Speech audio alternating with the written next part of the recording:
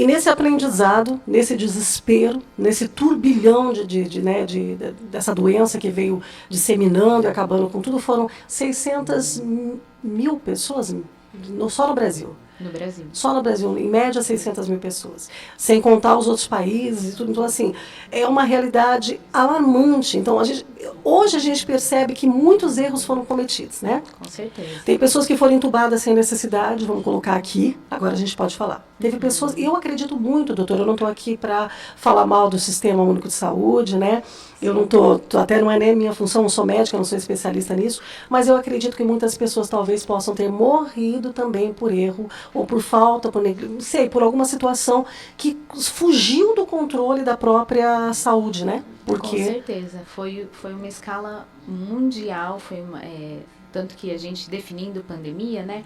A epidemia é quando a gente tem um surto de uma doença restrito a uma região. E uma pandemia é quando você começa a atingir mais continentes. Então a pandemia, começou lá na China, e foi se espalhando pela Europa, até que chegou aqui pra gente, chegou ainda de uma forma mais tardia, então a gente já tinha um pouco de subsídio para poder ver o que tinha acontecido em outros países, mas sim, aqui foi um colapso do sistema de saúde. Eu já trabalhei no SUS, eu trabalhei no serviço particular, e a gente percebe que ninguém estava preparado para isso. Complicado, né? E agora a gente luta também com as novas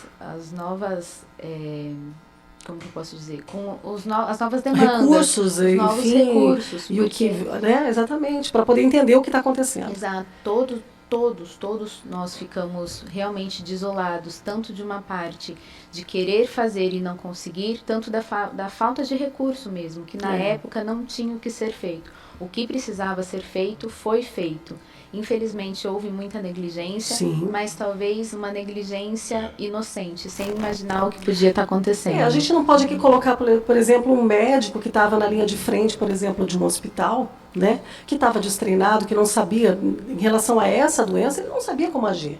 Sim. Um enfermeiro, uma equipe, enfim, pessoas, como se fosse um criminoso, porque ele estava fazendo o que ele podia, vamos colocar assim.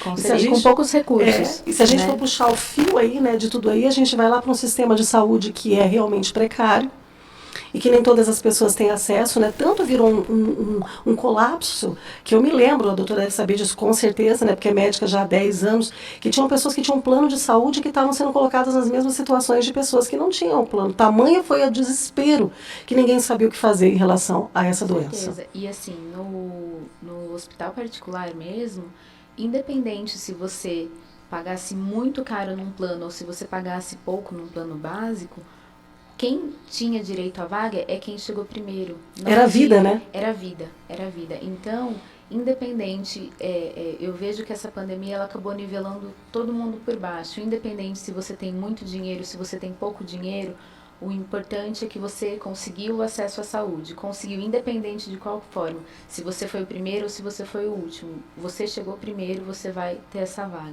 Não tinha, era uma pandemia, né? Não tinha como agir diferente, né, doutora? Não tinha como agir diferente. Não tinha. E a questão é a seguinte, não vamos nem colocar aqui, porque na verdade era só um comentário sobre a questão da doença, porque vai surgir muitas pessoas aí indagações, porque a questão da vacina ou não vacina, tem muito essa coisa, né? Porque foi tardia, as pessoas receberam a vacina de maneira tardia ou não. A questão é a seguinte, a vacina está aí, as pessoas se vacinaram, então, assim, eu não sei se a doutora consegue colocar, mas ela ajuda, a vacina ajuda, ou cria esse anticorpo mesmo, a pessoa se protege, só para a gente entender, clinicamente falando. Então, assim, em princípio, a intenção da vacina não é eximir a doença, a gente não tem isso. A nossa intenção real é que, se a pessoa tiver contato com o vírus, ela tenha uma capacidade de se proteger da vacina, impedir que a doença avance, principalmente da forma grave. E isso é uma coisa que a gente percebeu. Eu não sei, não tenho dados nesse momento para falar se é por conta da mutabilidade do vírus, que a gente sabe que ele muda bastante o material genético dele e a gente se adapta também a isso, ou se é realmente por conta da vacina, que ela vai acabar impedindo que a gente desenvolva a forma grave da doença. Clinicamente e na prática, a gente percebe realmente que houve uma queda Caiu mesmo. Caiu, com certeza. Hoje está estabilizado, vamos colocar. Hoje está bem estabilizado. Tanto que, por exemplo, a gente teve uma pandemia, mas em menor escala, mas ainda assim uma pandemia, segundo a Organização Mundial de Saúde, que foi a gripe suína, Sim. em 2009, 2010. Eu me lembro. Uhum. E então a gente teve essa fase, teve um pequeno isolamento. Eu me lembro, eu estava no primeiro ano da faculdade e a gente teve que ficar 6 meses fora da escola, da faculdade. Não tinha como continuar, não tinha como continuar. Então, assim, hoje a gente tem o H1N1, que é o causador da gripe suína, digamos assim, que ele tá circulando, a gente tem como se prevenir com ele, a gente toma medicação, tem a vacina anual, principalmente para os grupos mais vulneráveis, né?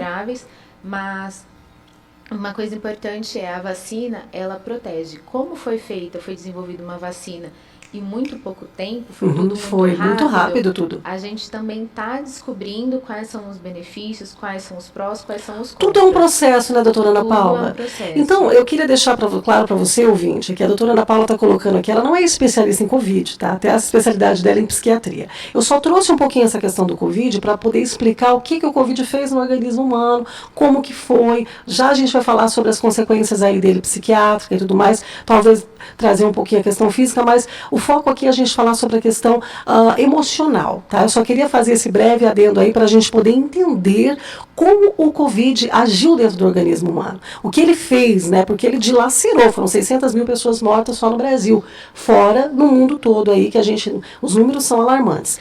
Ô Cláudio, eu queria perguntar, saber, na verdade, se tem perguntas aí, né, para a nossa entrevistada. Tem uma pergunta assim. Por exemplo, a pessoa está querendo saber aqui se ela gostaria de saber se um pouco mais além, né, dos cuidados com a higienização das mãos. Por exemplo, tem pessoas também que fazem uso de remédios como o álcool, o gel, né, o álcool gel, pode interferir aí nos tratamentos para que as pessoas usem remédios contínuos. Foi isso mesmo que você pegou? Entendeu a pergunta? Bom, entendi sim. Bom, eu acho que a gente precisa pensar que higiene é uma grande evolução na medicina. A gente sabe que durante a história, muita gente foi tido como chacota por orientar lavar as mãos. Então, a gente sabe que hoje não tem como. A higiene, ela é fundamental. A gente sabe de muitas pessoas que mantiveram um isolamento perfeito, mas mesmo assim pegaram Covid, provavelmente por conta do contato pequeno, às vezes uma ida ao supermercado, de pegar num lugar onde uma pessoa que estava não se higienizar depois, né, doutora? Não higienizou adequadamente. Então, sim, é muito importante a gente manter a higiene. Álcool gel, ele pode ajudar, a gente só orienta que não seja o álcool normal, porque ele causa muitas fissuras na mão, resseca muito, e isso pode acabar fazendo uma porta de entrada para outras bactérias. Mas o álcool gel tem um pouco de glicerina, ele vai causar uma desinfecção na mão e vai manter tudo tranquilo. Doutora, tem pessoas que usam aquele sabonete antisséptico. Ele é bom, mas é importante também o cuidado com o álcool também, né? Fora o sabonete antisséptico, né? Durante a pandemia a gente ficou um pouco viciado nos antissépticos de uma forma geral. No geral, né? Tudo era antisséptico, né? E a gente precisa entender que a sujeira faz parte da nossa vida. Até para os anticorpos, né? Exato, nós temos uma barreira natural, tanto que hoje em dia as crianças do pós-Covid, as crianças da pandemia, os bebês da pandemia, eles tiveram muito mais infecções do que geralmente se tinha. Por quê? Porque eram ambientes assépticos. Criado em bolhas, né, praticamente. Criados em bolhas. Então chegava do supermercado, lavava tudo que tinha, depois guardava, chegava em casa, tirava os calçados. Então era um cuidado e realmente necessário naquela época. Naquela época, sim, né? Só que hoje em dia a gente precisa entender que muito mais importante do que se esterilizar é realmente deixa brincar. Vai brincar no chão. Eu acho isso tão importante, doutora. Aí pega a imunidade também, né? Sim, a gente, exato. Não é? Nossa, porque assim, é sobre isso que a gente vai falar. Então, cara ouvinte, tá se sentindo mal, coloca a máscara assim, não tem problema. Se o problema é respiratório, usa máscara. O japonês já usava máscara há muito tempo antes, né? E as pessoas falavam, eu lembro de uma época em que o Michael Jackson apareceu com uma máscara, assim, você lembra? E as pessoas falavam, mas que isso, né? E ele já era um precursor, porque ele estava querendo dizer que, por exemplo, tem realmente doenças respiratórias, que são transmissíveis, né, dessa forma. Então, né, lava a mão. Tem uma coisa interessante também, né? Por exemplo, a Índia. A higienização deles, principalmente na comida de rua, é gravíssimo aquilo ali. A gente vê aquela coisa ali, e minha filha mora lá na Índia e ela até chegou ontem, né, da Índia, e ela vai continuar morando lá. E eu né, cutuquei ela. Internacional, a filha do Cláudio. Você está comendo muito comidinha de rua lá? Ela falou, não, pai, aquilo lá não chega. Agora, como que eles... Mas é uma aberração ali, porque eles colocam a mão, eles mexem. Ai, que coisa horrível, né? É uma coisa ali, uns tachos super sujos. É algo E era para ter, cultural, né? sim, mas era para ter exterminado metade e o pessoal multiplicou mais do que a China. Como que a Como gente que a gente vê? explica isso? Se a gente for parar para pensar, eles estão adaptados a isso. O organismo dele, provavelmente, se nós formos lá hoje e a gente for tentar comer alguma coisa, a gente vai ter uma diarreia absurda, a gente vai passar mal e nada vai dar certo. A gente pode até morrer numa situação como essa de desidratação. Verdade. Mas eles estão tão adaptados àquilo que já é algo que faz parte da inerente cultura à deles, cultura deles. que já está tudo certo. Até Eles está tudo bem. Até a água do Gandhi eles tomam, né? Até a água Ai, do meu Ganges. Deus. Exatamente. Brincadeira. E para eles é um ritual de purificação, né? Tomar água e tomar banho nas águas do Agora, Ganges. se né? um brasileiro, um norte-americano entrar ali naquela água, já sai, como se Vai diz, direto pro semi-morto. banheiro. Já começa a ter mutação genética, né? Já começa a nascer um outro braço, né? Um outro dedo ali, sei lá. Então vamos à temática de hoje. Depois a gente volta um pouquinho a falar de clínica aí, que nós estamos com uma médica, a gente quer explorar essa médica que está aqui, né? Mas ela está se especializando em psiquiatria, né?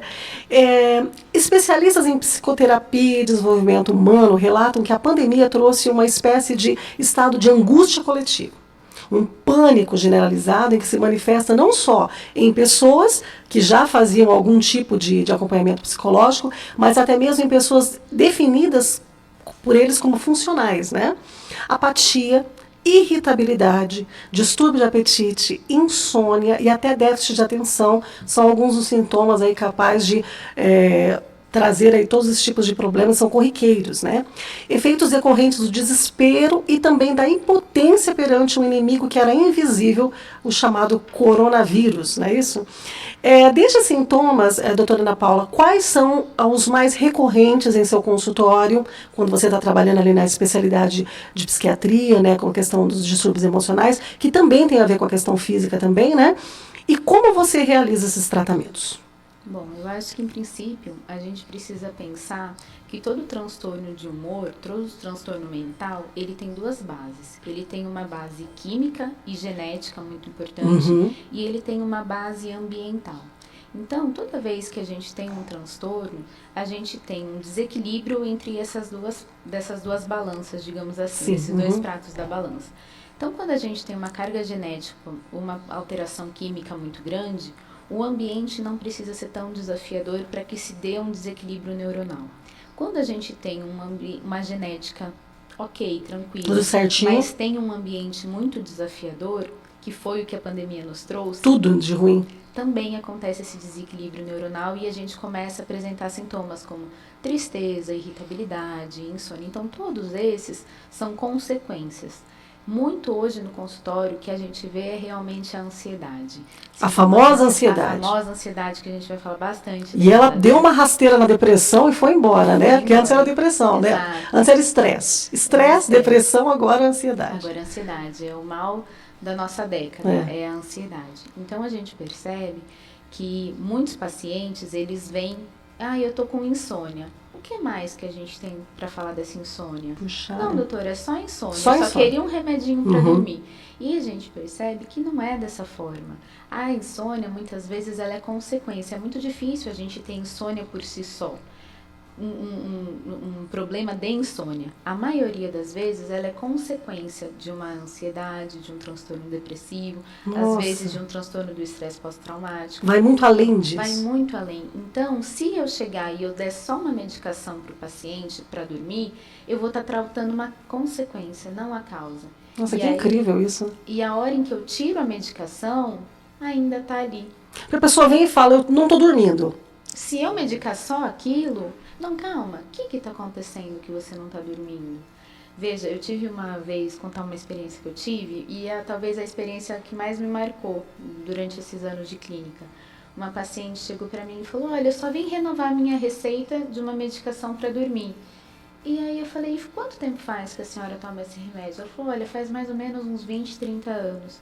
E eu perguntei, mas por quê? Né? Não é uma medicação indicada para tantos anos, era geralmente no máximo 6 meses que a gente usa. 30 anos? Mais de 30 anos. E eu falei, mas por quê? Ela falou, sabe o que é, doutora? Quando eu era mais nova, o meu marido me batia muito.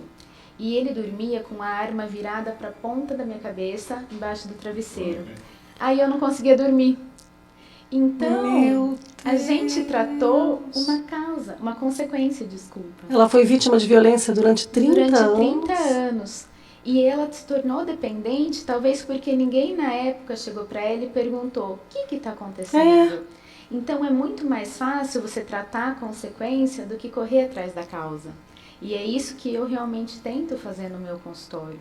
Então, nossa, incrível mesmo. A gente pensar que as pessoas têm que ficar puxando o fio, né? Com certeza. Então não tem como uma consulta ser rápida, ser de 30 minutos, 40 minutos. Muitas vezes, principalmente a primeira consulta, eu preciso entender o que está acontecendo com o paciente. Uhum. De onde vem tudo isso? A gente não é uma situação. Sim. Nós somos a soma de tudo que a gente já viveu. Sim. Então isso faz muita diferença. Então veja, pensando nessa balança que a gente tem a parte química e a parte ambiental, não tem só como eu tratar com medicação. A medicação ela vai vir para tratar a parte química, mas a terapia, estilo de vida, alimentação, esportes, ela vai fazer essa parte ambiental. Por quê? Se eu tratar e depois que eu tiro a medicação, porque os tratamentos eles têm tempo para que é o chamado desmame que eles falam, né? Isso. A partir do momento que o paciente está bem, eu inicio o desmame, se o paciente não aprendeu a lidar com tudo que está acontecendo, ele vai recair. E vai falar, poxa, mas eu nunca melhoro.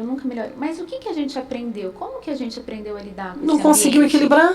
Exato. Né? Só tratou a doença, mas não melhorou a vida, a qualidade de vida dele. Então, não é só medicação, mesmo porque, se for só para medicar, tem tanta gente que está tentando se anestesiar. Então, o que a gente quer? Eu quero tratar ou eu quero anestesiar o paciente do que está acontecendo? Porque aí vira uma coisa assim, desculpa, mas aí fica uma coisa, é como se você estivesse se drogando. Exato, e é exatamente isso. Às vezes eu brinco, eu falo assim, se é só isso, então fume maconha. Então vá fazer compra desenfreado, vá comer desenfreadamente, porque tudo isso é uma forma de se anestesiar. Você está se anestesiando, exatamente. Exato. Porque o açúcar demais, ele também causa essa coisa também, né? Com certeza, a massa. com certeza. Tá aí os diabéticos que não deixam a gente mentir, porque isso, né? E tanto é um vício, só falando do açúcar rapidinho, que ele ativa a mesma via de recompensa no nosso cérebro que a cocaína. Olha, já que tem absurdo. estudos com o rato que eles veem que entre cocaína e açúcar, alguns ratos escolhem o açúcar. É isso aí. Por isso que quando a gente trouxe nutricionistas aqui, professor de educação física, né, Cláudio? Sim. A Helena, a esposa do Cláudio, ela trabalha com essa questão da alimentação. A questão do refrigerante, que a gente fala sempre da alimentação saudável, a gente já falou sobre isso, e sempre a gente está falando. Tem que se alimentar de maneira correta. Cláudio, nós vamos ao intervalinho aí, já voltamos falar um pouquinho mais sobre esse tema tão importante. Também deixar a doutora descansar um pouquinho, né? Pra gente tomar uma água, né? Tomar uma água, e voltamos daqui a pouquinho com mais a entrevista aí com a doutora Ana Paula Junqueira. Bem, amigos, estamos de volta com o seu programa Manhã de Vento e hoje nós estamos recebendo aqui em nossos estúdios com a psiquiatra Ana Paula Junqueira. É Junqueira, né? Vocês não são lá da região do estado de São Paulo, não, né? Tem a família Junqueira lá? Sou, mas não sou da parte rica da família, não. Ah, não? Eu tive a oportunidade de conhecer os Junqueiras lá em Novo Horizonte. Tem uma fazenda lá que pega quase de Assis, vai até Novo Horizonte. Podia, mas não é. Então, ok, nós vamos continuar então. Pois não, Nara? Vamos lá. O Cláudio já colocou você como psiquiatra de novo. Olha, está profetizando. Amém. Amém. Então vamos lá. Nós estamos aqui com a doutora Ana Paula Junqueira, que ela é médica e se especializando em psiquiatria, né? E faz um trabalho brilhante aí no Hospital do Coração, é isso? De Londrina, e também na clínica particular dela. Depois ela vai passar os contatos aqui. E ela está falando sobre o tema de hoje. O tema de hoje da nossa entrevista são os distúrbios emocionais pós-pandemia do Covid aí, né? E também os planos para 2024. As pessoas estão aí preocupadas como que vão seguir a vida depois do Covid, doutora Ana Paula. Porque o Covid veio, matou muita gente. Só que a gente percebe que o Covid ele não matou só pessoas, dizimou as pessoas. Ele matou muitas pessoas por dentro. Muitas pessoas ficaram realmente dilaceradas por dentro, porque teve pessoas que perderam a família inteira, né? Teve pessoas que perderam pai e mãe. Tem uma amiga minha que ela perdeu o pai e a mãe em uma semana. Então isso é muito sério, perdeu filho e tudo, e as consequências, mesmo quem não perdeu, teve gente que entrou em falência, teve gente que, né, que a empresa dele, né, enfim, casamentos acabaram, famílias se dissolveram por causa do Covid, porque houve também uma recessão, problemas econômicos. Então assim, o Covid ele trouxe consequências absurdas, né? O Brasil enfrenta aí uma segunda pandemia, né? Desta vez é a da saúde mental. O impacto emocional das perdas familiares, o sentimento de medo, a falta de socialização e a instabilidade no trabalho aumentaram o nível de estresse e sofrimento psíquico nos brasileiros. O aumento dos transtornos ansiosos e depressivos é uma tendência dos últimos anos, mas atingiu patamares muito mais alarmantes após a crise sanitária. Foi o que afirmou aí a coordenadora da Comissão Nacional de Enfermagem e Saúde Mental, que disse exatamente essa questão aí sobre o que essa crise, essa pandemia de saúde mental. E é sobre isso que nós estamos falando, e é por isso que a doutora Ana Paula está aqui. Doutora Ana Paula, podemos dizer que a ansiedade e a depressão são as principais heranças da pandemia? Com certeza, com certeza. A gente percebe que no consultório, nas próprias conversas informais, o assunto mais conversado é realmente sobre ansiedade e depressão. Depressão é um pouquinho mais difícil de falar porque as pessoas elas se sentem inválidas, mas a ansiedade é algo extremamente difundido. Um dado que eu tenho de 2019, o Brasil foi considerado o país mais ansioso do mundo. Do mundo? Do mundo. Meu Deus, tá vendo, Cláudia? 2019, segundo a Organização Mundial de Saúde. Em 2023, o país mais ansioso do mundo foi a Ucrânia, por motivos óbvios, por conta da guerra, né? E o Brasil vindo em segundo lugar. Então, veja, somos um país de ansiosos.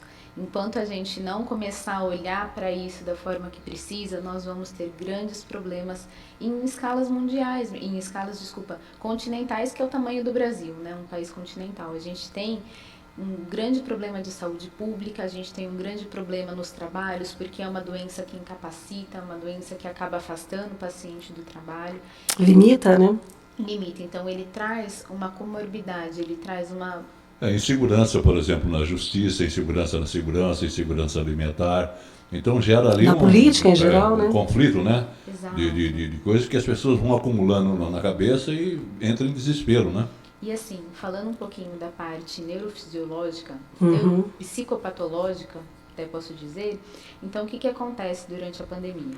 Durante a pandemia, o que aconteceu? Teve um estresse causado pelo risco iminente de pegar Covid, ou de morrer, ou de que algum parente próximo tivesse Covid, associado a uma incerteza, a uma imprevisibilidade econômica, como é que vai ser a partir de agora, né? Futuro. E agora, né? E porque antes a gente tinha uma esperança de que vai ficar tudo bem, a gente tinha esperança de que no dia seguinte nós iríamos acordar, iríamos levantar, iríamos para o trabalho. Hoje em dia, depois do Covid, não tinha mais como saber isso. Não. Será que eu vou estar vivo para trabalhar? E se acontecer alguma coisa? E se não acontecer? E será que eu vou ter dinheiro para sustentar minha família? Como é que vai ser? Porque muitas empresas foram fechadas, muita gente perdeu o emprego, outras realmente foram à falência e até hoje estão tentando se recuperar. E como que fica a mente humana? É isso que você vai falar, né? Exato. Então, tudo isso vai causar um aumento da hipervigilância corporal. Você vai começar a se perceber. Ah, mas eu espirrei. Ah, eu não espirrei, mas eu tô com dor de cabeça. Mas eu bati o meu pé. Será que eu bati o pé porque eu tô distraído demais? O que tá acontecendo? Tudo isso vai ativar um sistema, um eixo que a gente tem, que é hipófise, hipotálamo, hipófise adrenal, que vai aumentar os níveis de cortisonal no nosso corpo, e esse cortisonal a gente chama o hormônio do estresse. Ativa, né? Ativa. E quando a gente fica estressado, a nossa defesa, a nossa imunidade vai lá embaixo. Então, passa uma gripe na esquina, a gente pega. Aí a gente fica preocupado se é Covid, e esse ciclo nunca para. Nossa, que incrível a explicação, né, Cláudio? É uma especialista mesmo, ela fala completamente tudo o que acontece. O psíquico, o emocional, o físico, é incrível, doutora, a explicação. Hein, doutor? Aí também não entra, então, o pânico, que muitas pessoas com esse sintoma aí deixaram de fazer exames, consultas, né? Com certeza. Onde agravou mais ainda, né? Muito. A gente tem muitos pacientes, tem um tipo de transtorno que a gente chama do transtorno do estresse pós-traumático. Geralmente é quando o paciente entra em contato com alguma coisa extremamente traumática, pode ser algum abuso ou alguma negligência. Uma morte, uma perda, né? Uma perda. E esse é um quadro que aumentou muito no pós-pandemia. Porque pela imprevisibilidade das coisas, a gente não sabia como vai ser, não sabe, e não tem como garantir para o outro. Então, eu costumo brincar que quem saiu da pandemia e tá bem é que não entendeu muito bem o que aconteceu. Acho que estava meio, né? É um pouco aéreo. Porque se você realmente acompanhasse, e tinha muita fake news também durante a pandemia, eu me lembro de um dia, uma experiência pessoal que eu tive, eu e meu marido trabalhando na linha de frente, e os meus filhos junto com a gente chegava em casa, já se despia para deixar a roupa na máquina, ia tomar banho, era aquela correria. E um dia eu me lembro que eu ouvi uma notícia, infelizmente era uma fake news, me lembro que eu comecei a chorar e eu virei pro meu marido e falei assim, e se nós dois morrermos? O que vai ser das crianças? Meu Deus. Então, era muito É inacreditável como as pessoas mentiam e, na verdade, disseminavam a mentira que a gente chama de fake news. Né? Gente, fake news não é só mentira, é crime, tá? Então toma cuidado, você que fica disseminando coisas sem saber se é verdade, tá? Exato. Então, falando um pouco da depressão e da ansiedade, sendo um país de ansiosos, depois da pandemia, 4 a cada 10 pessoas foram diagnosticadas com transtorno de ansiedade, segundo um estudo feito pelo Datafolha. E quem eram os mais atingidos? As mulheres, geralmente porque eram as mais cuidadoras dentro de casa, cuidava de idosos e cuida de criança, e tem a jornada tripla que vai para o instinto trabalho, materno, né? Exato. Então teve um aumento de 53% nos jovens. Para as mulheres. Para as mulheres. Uhum. Em jovens, aproximadamente 56% Nossa. iniciaram um sofrimento. É muito grande. Grande, né? Jovens entre 16 e 21 anos. Principalmente numa fase, o jovem, ele chega uma época em que ele abandona, entre aspas, a família e ele quer procurar um lugar em que ele seja aceito, em que ele combine, que é onde começam as amizades mais importantes. Uma rede familiar, né? Que a gente Isso, chama na psicologia, na psiquiatria, isso. né? E o Zelinho, fica onde aí?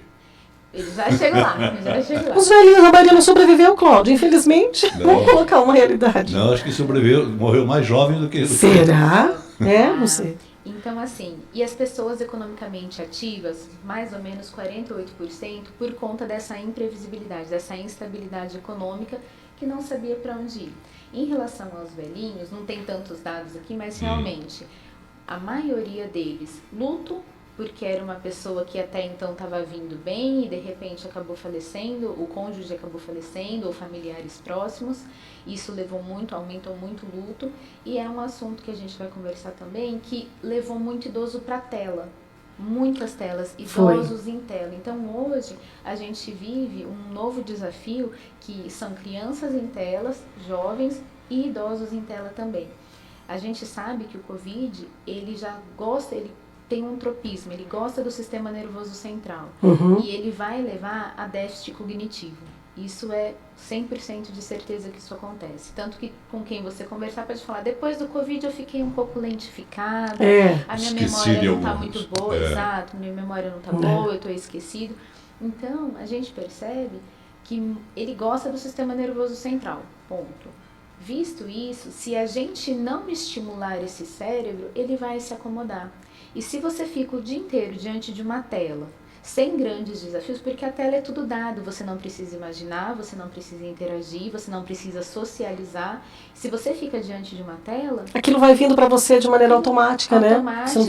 É de uma forma passiva e simplesmente vai aumentando esse déficit cognitivo. Então hoje, um dos grandes problemas, uma das grandes tentativas é estimular esse cérebro, seja da criança, seja do jovem, seja do idoso, para evitar esse declínio ainda maior. Agora, isso é muito importante. Fala, Cláudio. Desculpa aí. Em relação ao que está acontecendo, segundo uma controvérsia sobre os jovens que estão dando infarto, morreu há pouco tempo aí, 2 pessoas atletas, né? Tiveram aí um infarto aí, fulminante, e morreram. Alguns falam que é pós-Covid. Há alguma relação a isso? Ou tem alguma estatística? Ou é somente fakes?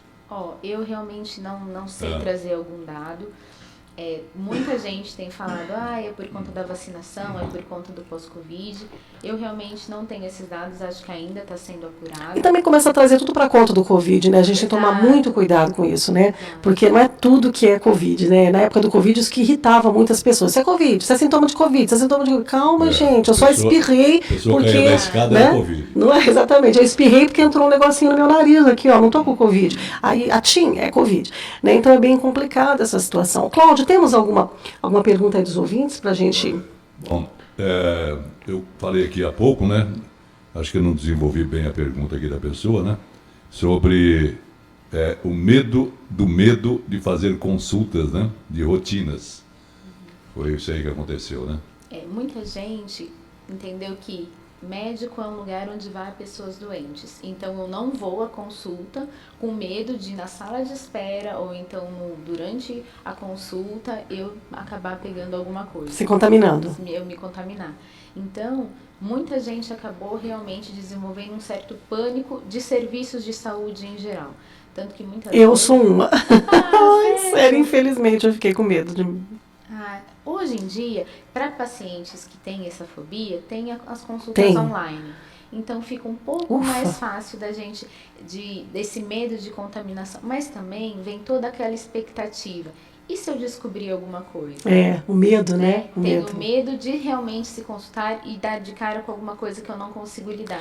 É que na época, assim, a pessoa, desculpa interromper, doutora, mas assim, a pessoa chegava lá, sintoma de Covid, fazia o exame, estava com Covid, já pegava, já entubava a pessoa e acabou e já ia para a UTI. As pessoas ficaram com muito medo disso. Muito. Então, hoje, você fala assim, você chega e fala, olha, o resultado veio positivo para a Covid. Tá, e agora? O que eu faço? Meu Deus, morri. O que eu tenho que fazer? Né? Morri. Será que já é uma carta assinada, uma declaração de óbito? Não, calma. Vá, a gente vai conversar, tudo tem, a gente lê o paciente, a gente entende. Tem pacientes que são mais tranquilos, tem outros que necessitam um pouquinho mais de explicação. Então, vá até a consulta, pergunta, não saia de lá com dúvidas. A gente está ali para realmente poder ajudar. O profissional está ali para isso, né? Para ajudar, Sim. Né, doutora? Então, se você está saindo com dúvida, é porque alguma coisa não está certa. Então, pergunte. Cabe a nós explicarmos da melhor forma possível. É isso mesmo. Doutora, nós falamos aqui, eu vou dar uma abreviada na questão 3 aqui, porque basicamente nós já falamos, vou falar alguns dados aqui. Estima-se que 12 bilhões de dias de trabalho são perdidos anualmente devido à depressão e ansiedade, tá? Que nós já falamos sobre isso, né? Então, só para ponderar, com custo à economia global de quase $1 trilhão. Então, isso daí traz para as pessoas prejuízo para a economia. Quando a pessoa não trabalha, por conta da depressão e ansiedade, são $1 trilhão aí, no mundo, que se perde aí até mais, né? A gente não sabe, talvez até mais do que isso. A busca por ajuda profissional é fundamental, né? Como nós colocamos aqui, a doutora colocou, para quadros de insônia, irritabilidade, desânimo, que vai se persistindo, né? Dentro da rotina. Então, assim, fica difícil, né, doutora, você trabalhar tendo tudo isso, né? Com certeza. E a gente precisa entender que algumas pessoas, diante de um fato, elas paralisam e outras aceleram. Quando você paralisa, muitas vezes a gente tende a evoluir para um quadro de depressão. Geralmente, quando é uma pessoa que acelera, tende a evoluir para um quadro de ansiedade. Isso. Então, não que na depressão não tenha um pensamento acelerado, é que são preocupações diferentes. Mas são doenças extremamente incapacitantes. Sim. Que vai gerar um prejuízo muito grande. E não só, a gente está falando numa escala global, numa escala financeira global, mas a gente tem que entender que para o paciente é um sofrimento muito grande. Para quem convive com ele é um sofrimento muito grande. Acho que a pessoa não quer faltar no trabalho porque ela está com uma crise de ansiedade ou porque ela tem depressão. A pessoa quer trabalhar, as pessoas não querem ter uma doença, doença psicossomática que chama, né, doutora? Exato. Que ela atinge tanto o organismo quanto também o psique, né? Então, não é isso, doutora. A pessoa não quer passar por isso, a pessoa quer ir trabalhar, ela quer ter uma rotina.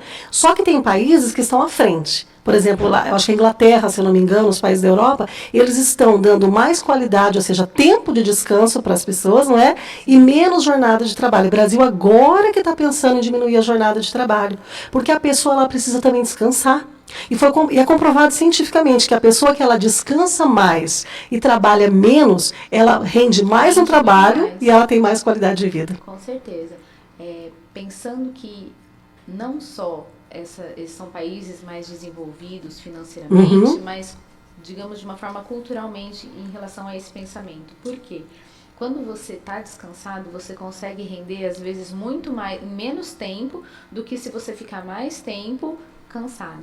E a gente ainda tem no Brasil, especificamente falando, a gente tem muito preconceito em relação a transtorno mental. Então, há poucos dias... Depressão é loucura para alguns, né? Exato, é depressão, mas eu não sou louco. Tanto que ansiedade é frescura. É muito mais fácil um paciente ele procurar um neurologista a procurar um psiquiatra. Isso. Por quê? Porque o psiquiatra é médico de louco. Né? Você vai no psiquiatra, nossa, você né? Remédio. E vamos colocar uma camisa de força. Exatamente. Eu sou professora, o que tem de professora que vai para psiquiatra e está tudo dando aula. Com certeza. Então, o que acontece? E hoje é muito difícil com a educação no Brasil. É muito difícil, né? Mas a gente sabe... Eu gostaria mais de fazer uma pergunta aqui. Como que é possível identificar aqui se eu tenho algum distúrbio? Quais são os principais sinais? Então, boa. É uma pergunta muito ampla que eu vou tentar condensar um pouco. Ok. Então, senão você volta aqui outro dia. Acho que nós vamos ter que separar aqui. Então, a gente precisa pensar, pensando em um quadro de depressão. Se é um paciente que sempre dormiu bem, nunca teve problema de insônia, sempre conseguiu... Quando que é um transtorno? Quando começa a afetar a vida do paciente, ele tem noção disso. Porque tem muita gente, por exemplo, tem algumas pessoas que são ranzinzas. E ele tá super bem com isso. Isso não traz um problema para ele. Traz pros outros. Se isso não o incomoda, ele não vai procurar ajuda e tá tudo bem, não é um transtorno. Um transtorno vem quando começa a afetar o que o paciente geralmente faz, como ele geralmente é. Então, pensando num quadro de depressão, a gente tem uma perda de vontade de fazer coisas que antes lhe davam prazer. Então, eu sempre gostei de sair para correr, não saio mais. Posso ter muito sono ou pouco sono. Paro de comer ou como muito. Então, tem sempre esse esse equilíbrio, né? Isso. Pensamentos acelerados. Geralmente, mas eu devia ter feito isso, mas eu não fiz. É uma perda de vontade na vida. A gente chama isso de apatia. Nada mais dá prazer. Isso pensando num quadro depressivo. Pensando num quadro ansioso, tem muitos sintomas aí que se mesclam, mas a gente também tem aquele pensamento acelerado, preocupação com o futuro. Então, por exemplo, será que vai acontecer tal coisa? Mas e se não acontecer? Mas e se acontecer? O que eu vou fazer? Então, você pensa em todas as possibilidades do que pode acontecer, mas sofrendo por antecipação. Sofrendo por antecipação e nem sempre aquilo acontece. E esse sofrimento, ele é somatizado. Ele é somatizado. Então, você tem mãos frias, uma sudorese, você sua muito, dá dor de barriga, dá dor de cabeça, o humor acaba mudando, você fica irritado por qualquer coisa. Então, tudo isso são sintomas os mais importantes. Então, se você percebeu que você está ficando um pouco diferente, estou ficando um pouco triste, já é um quadro que passa mais de 2 semanas ou às vezes até um mês, está na hora de procurar ajuda. Procurar ajuda médica. Eu sempre procuro, eu não deixo de procurar ajuda, porque eu sou professora e mãe, aquela coisa toda. Eu queria até comentar rapidinho, nós vamos falar sobre isso depois. Eu acho que já vamos entrar nessa questão, então, doutora, para falar sobre essa questão do isolamento social.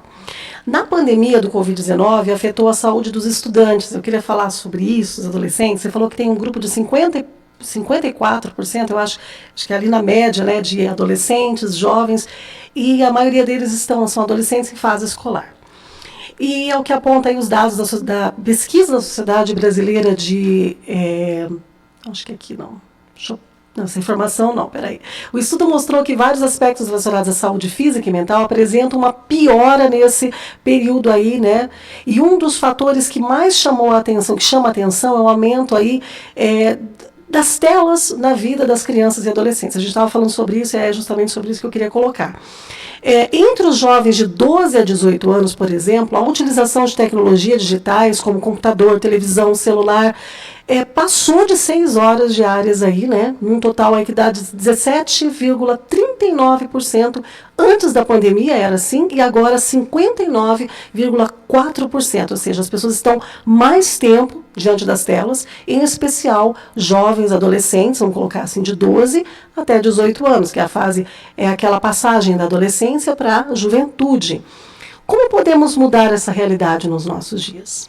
Eu acho que tudo que é imposto vai encontrar uma resistência maior. Então, eu acho que tudo aquilo que for conversado vai dar margem para o entendimento e isso vai ser um pouco menos difícil. Não que vai ser mais fácil, mas muitas vezes fica um pouco menos difícil. Então, a gente tem que entender que a partir do momento em que é explicado sobre o prejuízo das telas, como isso não é benéfico, tem um certo entendimento que fica um pouco mais fácil para a pessoa entender e talvez sugerir uma mudança.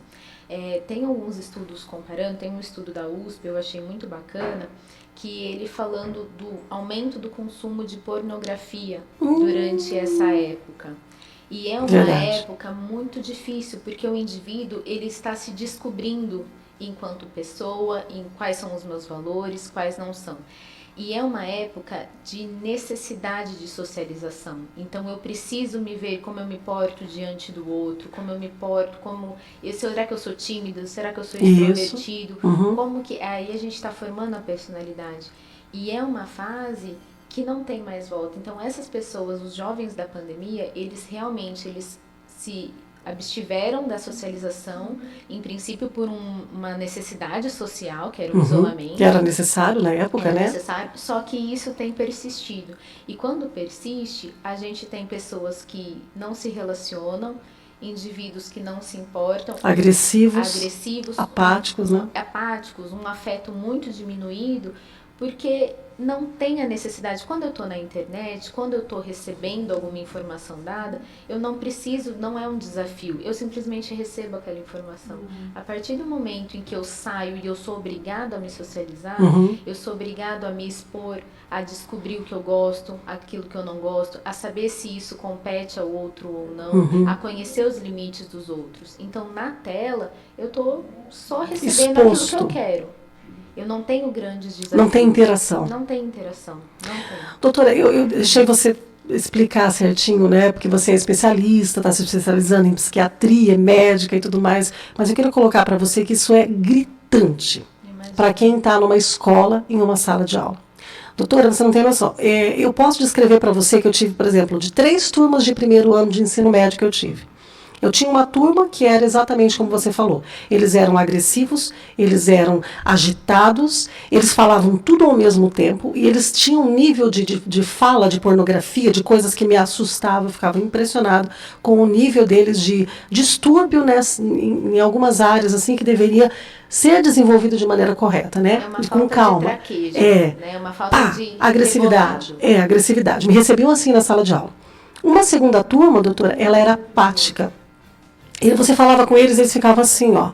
Parecia que eles estavam assim, eu não sei, dormindo acordado, eu não sei, era uma coisa absurda a apatia daqueles alunos, tá?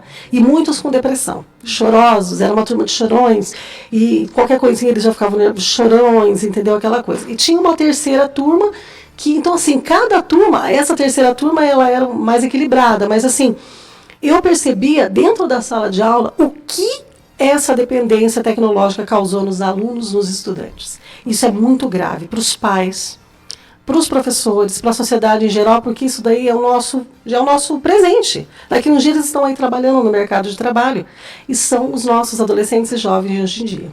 Com certeza. São estudos deixam a gente bem preocupado. E o que a gente pode fazer? Tentar deixar o ambiente externo um pouco mais interessante. Entender que esse desafio é realmente um desafio, mas a gente tem como passar por isso. Dá para passar, Dá né? para passar por isso. E sempre deixar bem claro para os pais, esteja perto dos seus filhos, saiba o que eles estão vendo, esteja ali junto com ele. Filho, o que está acontecendo? Você está bem? Vamos conversar? Porque às vezes está todo mundo almoçando, está cada um numa tela, está cada um no seu celular. Não, para. A gente sabe que em primeiro lugar Deus, em segundo lugar a família. Sim, sem então, dúvida. A gente precisa trazer isso para a nossa realidade. A gente precisa entender que a família vai estar sempre em um ponto principal e a tela não pode substituir isso. Então saiba o que o seu filho está vendo. Traga o ambiente para cá um pouco mais desejável. Vai ser difícil? Vai, mas eu tô com você. Vamos junto fazer isso. Vamos sair, vamos fazer um esporte, vamos cozinhar, vamos tentar trazer. Porque senão vai estar o conteúdo ali e ele vai ser muito mais interessante. Não tem grandes desafios. Então vamos tentar deixar o lado de cá um pouco mais interessante. Isso, e até porque tem pais que estão doentes também. Então, às vezes, você tem que Certeza. curar primeiro o pai para depois você curar o filho, né? Porque o pai também está ali no celular ali e tal, e pior que o filho, né? A gente falou de idosos que são dependentes de tecnologia hoje. Então, assim, gente, eu acho que se a gente pudesse resumir, né, doutora, a entrevista de hoje seria assim, produza mais, Com né? certeza. Faça o seu cérebro funcionar, desliga um pouco a tecnologia, vai viver, né? Vai ter vida, não é verdade? Nós sobrevivemos à pandemia, nós somos sobreviventes. Sobreviventes, da pandemia. ela já passou, a gente não precisa ficar carregando a pandemia, né, para o resto da vida, né? Então estamos chegando aí no finalzinho da entrevista, eu queria agradecer a doutora pela né, brilhante explicação. Nós passamos um pouquinho do horário, porque o assunto ele realmente é muito importante, né? A gente poderia ficar aqui falando o dia todo sobre isso, né? E a gente queria encerrar aí, primeiro, falando que janeiro de 2024 está aí, né? Nós estamos em janeiro de 2024, e início de ano as pessoas fazem planos, né? E vem também, novamente, novas ansiedades, expectativas, esperanças, e que quando elas são alcançadas, beleza, bom, né? Mas quando elas são frustradas, aí geram novas patologias psicológicas, aí, psicossomáticas. Então é uma época da gente começar a refletir. Fazer planos é bacana, né, doutora? Mas não colocar a sua vida toda, né? Se não der certo, daí, meu Deus, e agora? Exato. Eu acredito que a gente tem que, uma coisa que possa nos ajudar é fazer pequenas metas. Então, às vezes, a gente até brinca, né? Qual que é a sua meta para 2024? Realizar as de 2023. É mais ou menos né? isso, tá bom já, né? Mas, o que aconteceu em 2023 que não deu certo? Será que eu coloquei uma meta tão grande a ponto de ser inalcançável e aí eu me senti uma pessoa ruim, uma pessoa frustrada? Verdade. Vamos começar a colocar umas metas mais cabíveis. Por exemplo, tela. Ah, eu passo 4 horas em tela. Vamos tentar passar 3? Vamos fazer isso durante uma semana. Cara, consegui fazer isso durante uma semana. Que bom, né? Parabéns. Eu costumo trabalhar muito no meu consultório sobre trabalhar, comemorar as pequenas vitórias do dia. Então, olha, eu quero emagrecer 5 quilos. Talvez em uma semana é quase impossível você emagrecer 5 quilos. Não vai conseguir. Mas olha, hoje eu não vou comer doce. Olha, hoje eu não consegui, consegui não comer doce. Ótimo. Já avançou. Vamos celebrar isso. Então vamos colocar metas cabíveis para que no final do dia você não se sinta uma pessoa ruim que não consegue, mas sim uma pessoa que se sente melhor com isso. Isso é muito. O nosso cérebro, ele trabalha com o positivo. Então quando você fala eu não consegui, ele entende que você conseguiu. E é uma meta que ele deixa para o lado. Então vamos colocar uma meta cabível. Consegui, ótimo. Próxima meta. Porque se a gente coloca uma meta muito longe, A expectativa vai a longe. expectativa vai longe, a chance da gente se frustrar é muito maior e hoje a gente sabe que vai acabar adoecendo. Fica se adoece. É isso que a doutora falou. Então, assim, se você não conseguiu alguma coisa, não fica falando, eu sou uma incapaz, ou eu sou incapaz, eu não consigo nada, eu sou inútil, uma inútil. Mas se você conseguiu alguma coisa, fala, poxa, que legal, eu consegui. Então você se parabenize mais e se deprecie menos. Com certeza. Né? Dê mais parabéns para você com as coisas boas que você faz. Né? Poxa vida, hoje eu consegui fazer essa pequena coisinha igual a doutora falou. Isso daí é o mais importante. Né? Doutora, agora para fechar, eu queria trazer aqui uma mensagem que está em Mateus 24, versículo 3, que é muito importante, que fala assim, olha, em diante os discípulos se aproximaram de Jesus e perguntaram, dize-nos, que sinais haverá da sua vinda? Certamente ouvireis falar de guerras e rumores de guerras. Vedes, não vos assusteis, porque ainda não é o fim. É necessário que tudo isso aconteça, porquanto se levantará reino contra reino, nação contra nação, e haverá fomes e terremotos, e a gente poderia colocar até aqui pandemias e doenças, não é verdade? Em vários lugares. Porém, tudo isso é o princípio das dores. Doutora, princípio das dores. Uma mulher, quando ela está em dores de parto, significa que algo vai acontecer. E antes de acontecer esse algo que é o nascimento, que é a coisa bonita da vida, né, tem as dores. Então nós estamos vivendo aí o princípio das dores. São as guerras que a doutora falou sobre a questão que nós colocamos, as pessoas hoje vivem em ansiedade. Quem que vive numa zona de conflito, como na Ucrânia, lá no Oriente Médio, em Israel, na faixa de Gaza ali, que não vai sentir essa ansiedade, né? Nós que estamos longe, a gente vê o telejornal e fala, meu Deus do céu, a guerra está chegando perto de mim, né? Que está falando de rumores de guerra, de guerras em si, pandemia. Nós vivemos aí um Covid que foi uma coisa horrorosa, e tantas coisas, a natureza, o tempo todo a gente vê terremotos no Japão agora, terremoto no Japão, mais uma vez no Japão, e maremotos e tudo, e terremotos e tantas coisas, e a gente, será que você ainda não conseguiu entender, caro ouvinte, que é o princípio do fim? Então, assim, nós precisamos entender e nos preparar para isso. Nós não estamos aqui nesse mundo só de passagem, né? Na verdade, estamos só de passagem, mas de passagem para um mundo melhor, para algo melhor, né? Para algo que a gente nem tem como descrever, né, doutora? Imagina um lugar, doutora, onde não vai haver mais guerras, não vai haver mais morte, não vai haver mais dor alguma. Tudo isso vai passar. Nós vamos ter saúde perfeita. Doutora, lá você vai poder descansar, não vai precisar ficar trabalhando tanto como você trabalha no hospital. Porque lá a gente vai precisar só de Deus e das coisas maravilhosas. Então, meu caro ouvinte, entenda, não sofra de ansiedade. Tente buscar em primeiro lugar a Deus. Ele é o Deus Todo-Poderoso, Ele sabe tudo, todas as coisas. E Ele vai te ajudar a passar por essas dificuldades. Se você precisar de uma profissional, temos aqui uma profissional muito qualificada. Eu queria pedir para você deixar uma última mensagem aí de esperança para os nossos ouvintes e os seus contatos para quem quer te conhecer melhor. Vamos lá. Então, eu acredito que Deus é realmente em primeiro lugar. Ele sabe de tudo que acontece com a gente, das nossas aflições, das nossas alegrias. E eu acredito que mesmo quando a gente está passando por um momento difícil, às vezes fica difícil de ouvir a voz dele, mas saiba que Ele coloca pessoas no nosso caminho para ajudar. Hoje eu tenho na psiquiatria o meu ministério. Eu acredito que é dessa forma. Eu acredito que é dessa forma que eu vou glorificar a Deus. E ela é uma mulher de Deus, viu? Então eu realmente acredito que esse é o meu ministério e eu acredito que não só como eu, tem muitos outros colegas que estão dispostos a ajudar. Então, se você está com dificuldade, se em algum momento essa entrevista te tocou, percebeu, acendeu uma luzinha vermelha de que não está tudo bem, procure ajuda. A gente está aqui disposto a ajudar e acolher da melhor maneira possível. E como que eu encontro a doutora Ana Paula? Instagram, os contatos, endereços, por favor. Eu estava comentando que eu sou meio old school, eu não gosto muito de rede social, tô me adaptando ainda, tô indo contra a maré.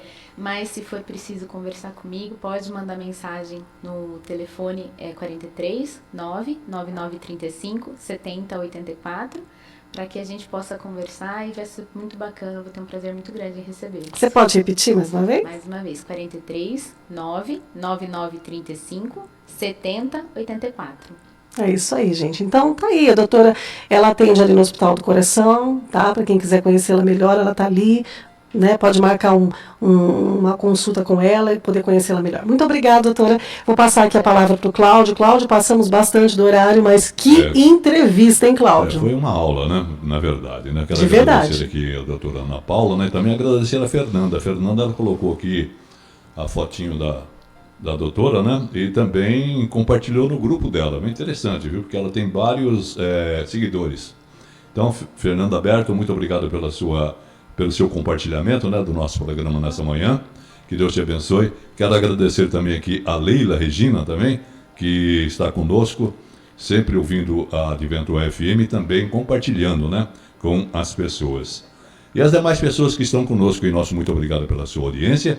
E esperamos que a doutora Ana Paula retorne aqui para dar mais um pouquinho, né, daquilo que ela tem um conhecimento amplo, né, e expertise também, para que os nossos ouvintes tomem conhecimento do nosso corpo, da nossa mente, enfim, que nós possamos cuidar mais, né, de nós mesmos, tá?